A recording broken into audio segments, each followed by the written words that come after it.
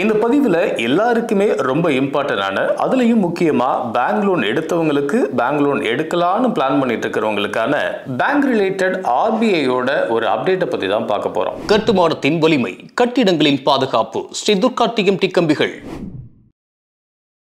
பொதுவா housing loan, personal loan, business loan, vehicle loan, education லோன்னு நீங்க எது எடுத்திருந்தாலும் எத்தனை வருஷத்துக்கு எடுக்கிறீங்க, எத்தனை பிரீமியம் கட்டணுமோ அந்த அமௌண்ட்டை அத்தனை வருஷத்துல அத்தனை பிரீமியமா கட்டி ஆகணும். அதுல ஒரு பிரீமியம் தவறுனா கூட அதுக்கு உங்களுக்கு லோன் கொடுத்த பேங்க் இமிடியேட்டா பெனால்ட்டின்னு ஒன்று போட்டுருவாங்க. தொடர்ந்து 2-3 டியூ கட்டல அப்படின்னா அதுக்கு பெனால்ட்டி மட்டும் இல்லாம இன்ட்ரெஸ்டையும் சேர்த்து வாங்குற பேங்கும் இருக்கு. இதுல ஏதாவது சலுகை கொடுக்க பேங்க் ஆர் ஆர்பிஐ முன்னெடுக்க போறாங்களா அப்படின்னு கேட்டா அப்படி எதுவும் இல்லை. பட் நான் அவசரத்துக்கு லோன் எடுத்தேன், ஒரு 5 வருஷமோ 10 வருஷமோ கட்டலான்னு முடிவு பண்ணேன். ஆனா இப்ப எனக்கு பணம் மொத்தமா கிடைச்சிருக்கு. கையில கிடைச்ச பணத்தை வச்சு இந்த கடனை மொத்தமா அடைச்சிடலாம்னு நினைச்சு வங்கி அணுகுனீங்கன்னா அங்க உங்களுக்கு சில ஷாக் நியூஸ் காத்துட்டு இருக்கும். 1, நோ ஃபோர்க்ளோஸ் ஆப்ஷன்ஸ் அப்படின்னும். 2, ஃபோர்க்ளோஸ் பண்ணணும்னா பெனால்ட்டி கட்டணும்.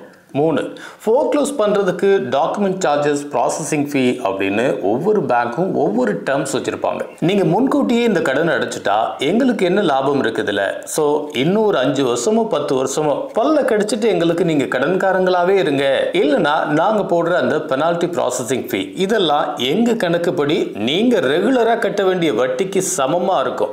ஏன் அதை விட கூட வரலாம். அதுக்கு நீங்க ஃபோர்க்ளோஸ் பண்ணாம இருக்கிறதே மேல் அப்படிங்கிற அளவுக்கு கணக்கு பயமுறுத்தி தொடர்ந்து உங்களை கடன்காரங்களாவே வச்சுக்குவாங்க. இதனால ஏண்டா இந்த லோன் எடுத்தோம், கையில காசு இருந்தும் இன்னும் இப்படி வட்டியும் அசலையும் கட்டிக்கிட்டு வரமேன்னு உங்களை மன உளைச்சல்ல தள்ளிடும். சோ இந்த மன உளைச்சல்ல இருந்து மீளதான் இப்போ ஆர்பிஐ அடுத்த கட்ட நடவடிக்கை ஒன்று எடுத்திருக்கு. இனி நீங்க உங்க கடனை முன்கூட்டியே ஃபோர்க்ளோஸ் பண்ணணும்னு நினைச்சீங்கன்னா அதுக்கு வங்கிகள் எந்த சார்ஜும் பண்ணக்கூடாதுங்கிறது தான் இப்போ புதுசா வரப்போற ஆர்டர். கடன் வாங்கினவங்க கடனை உரிய காலத்துல திருப்பி செலுத்த விரும்பினா அவங்க எந்த விதமான அபராதத்தையும் செலுத்த வேண்டியதில்லை.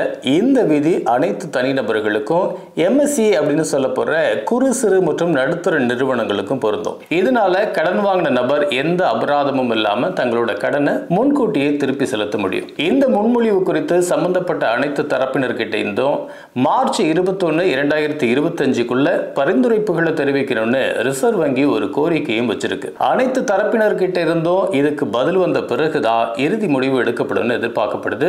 இந்த திட்டம் செயல்படுத்தப்பட்டா பொதுமக்களுக்கும் சிறு வணிகர்களுக்கும் இது ஒரு பெரிய நிவாரணமா இருக்கும். என்பிஎஃப்சி அதாவது நான் பேங்கிங் பினான்சியல் கம்பெனிகளை தவிர அனைத்து நிதி நிறுவனங்களுக்கும் இந்த விதியை அமல்படுத்தணும்னு ரிசர்வ் வங்கி தன்னோட அறிக்கையில சொல்லியிருக்கு. எவ்வளவு அமௌண்ட் வரைக்கும் வாங்கியிருந்தா அந்த கடன்களுக்கு இந்த புதிய விதி பொருந்தும்னு பார்த்தா 7.5 கோடி வரையிலான கடன்களுக்கு இது பொருந்தும். எந்த ஒரு எம்எஸ்சியோட மொத்த கடன் 7.5 கோடிக்கு மேல இருந்தா கூடுதல் தொகைக்கு இந்த விதி பொருந்தாது அப்படின்னு சொல்றாங்க. ரிசர்வ் வங்கி ஏன் இந்த முடிவு எடுத்ததுன்னா அதுக்கு பல்வேறு காரணங்கள் சொல்லப்படுது. அதுல முக்கியமான காரணங்கள்ல எம்எஸ்சி கடன்களுக்கு வெவ்வேறு வங்கிகள் வெவ்வேறு முன்பணம் செலுத்துற கட்டணங்களை விதிக்கிறதாகவும், இதனால வாடிக்கையாளர்களுக்கு சிரமம் ஏற்படுறதாகவும், சில சமயங்கள்ல குழப்பங்களும் வங்கிகள்ல வாடிக்கையாளர்களுக்கும் வங்கி பணியாளர்களுக்கும் இடையில பல்வேறு தகராறுகளுக்கு வழிவகுக்கிறதாகவும் ஆர்பிஐ கவனத்துக்கு போயிருக்கு.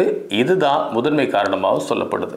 மார்ச் 21, 2025க்கு மேல இது பத்தின அப்டேட்ல ஏதாவது கொஞ்சோண்டு மாறி சாதகமோ பாதகமோ கூட குறைச்சலா வரதுக்கு வாய்ப்பு இருக்கு. வெயிட் பண்ணி பார்ப்போம். இந்த வீடியோ உங்களுக்கு பிடிச்சிருந்தா லைக் பண்ணுங்க, ஷேர் பண்ணுங்க, கமெண்ட் பண்ணுங்க. மறக்காம பெல் பட்டனை கிளிக் பண்ணிட்டு சப்ஸ்கிரைப் பண்ணிடுங்க.